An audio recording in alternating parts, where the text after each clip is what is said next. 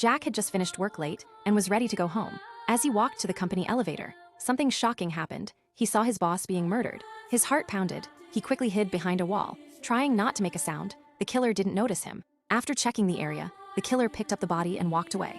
Jack knew that if the killer had seen him, he would be dead too. Jack decided to hide in the restroom until it was safe. But when he opened the door, he saw another body, the bald manager of the pharmaceutical company. Jack guessed the same killer had done it.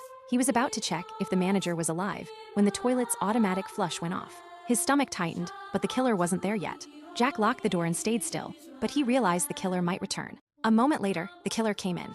He washed the blood off himself and used the toilet. Jack had nowhere to hide, so he crawled under the stall wall into the next one. He moved quietly, hoping not to be heard. The killer opened the manager's stall and took his keys. The flush went off again, but luckily the manager's body triggered it too, so the killer didn't notice Jack. When the killer finally left, Jack ran. He found his colleague Mike still in the office. Jack whispered that a killer was in the building and told Mike not to make a sound. They tried the elevator, but it wouldn't work.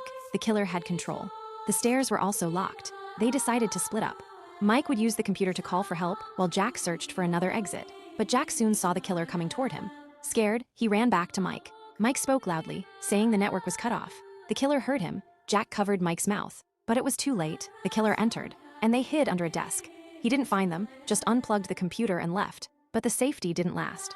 The killer came back suddenly and caught Mike as he tried to call the police. He asked if anyone else was in the building. Mike lied and said no.